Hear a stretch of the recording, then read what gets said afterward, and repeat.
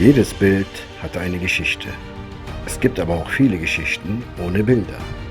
Es gibt tausende von anonymen Geschichten, die im Begriff sind zu verschwinden. Es gibt reale und fiktive Geschichten. Es gibt lustige und traurige Geschichten. Und es gibt Geschichten, die ihr Leben verändern können. Mein Name ist Ferdi und ich möchte mit Ihnen Geschichten finden, die es nicht verdienen, vergessen zu werden. Und diese mit einem Foto verewigen.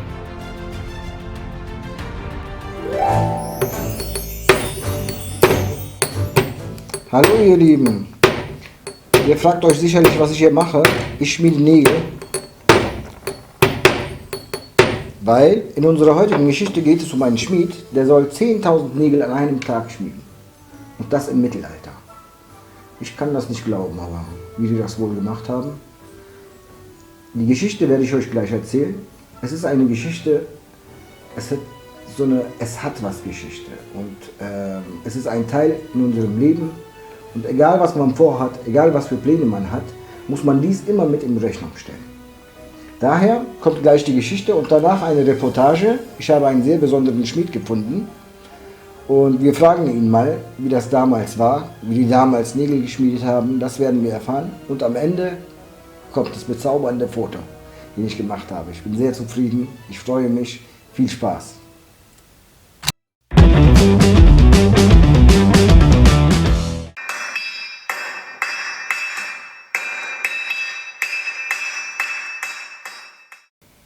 Es war einmal ein sehr böser König, der richtete und bestrafte Menschen nach Lust und Laune hin. Zum Beispiel sagte er eines Tages zu seinem Bäcker, dass er hingerichtet wird, wenn er es nicht schaffen würde, ihn bis morgen 5000 Kuchen zu backen. Und am nächsten Tag ließ er seinen Bäcker hinrichten, der diese unmögliche Aufgabe nicht erfüllen konnte. Er war ein König, der die Ehre und dem Leben der Menschen keine Bedeutung beimaß. Der glaubte, die Welt sei nur für ihn geschaffen worden und er könne damit machen, was er wolle.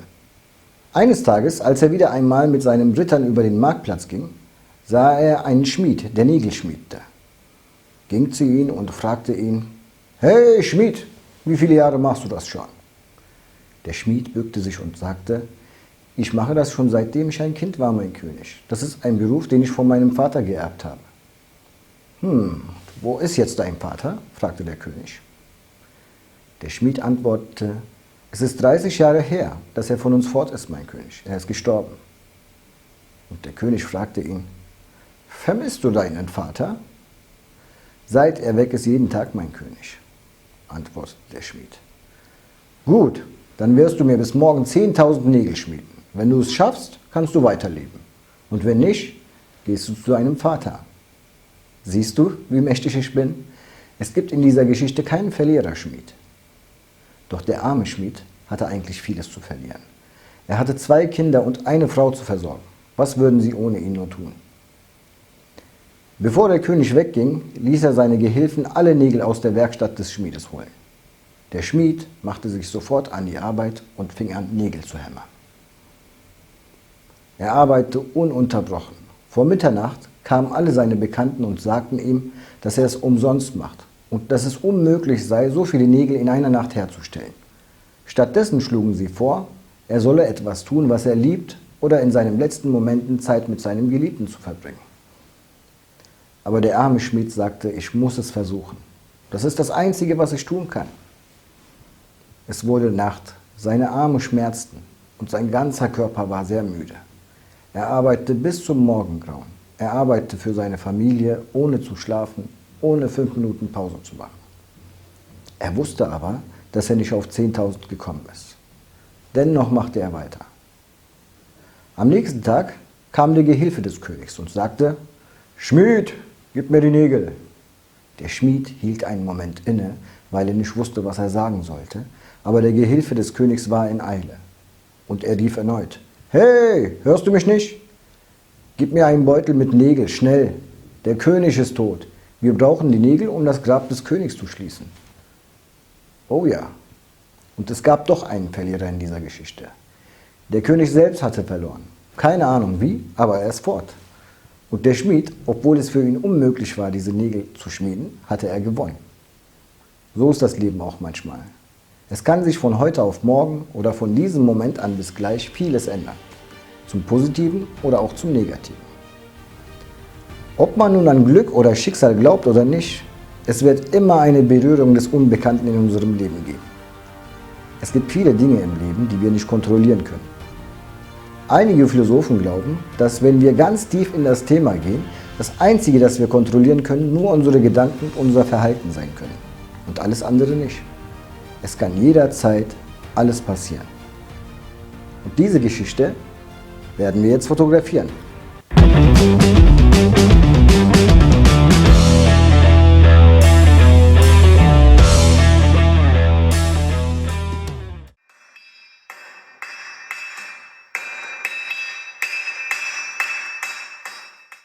Hallo ihr Lieben, wir sind hier bei Frank in seinem Atelier. Danke Frank, dass wir hier sein dürfen. Und in unserer Geschichte geht es ja um einen Schmied, der an einem Tag viele Nägel machen muss. Und meine Frage wäre, wie viel könnte denn so ein Schmied an einem Tag schmieden? Ja, also das Nagelschmieden ist eine Spezialität.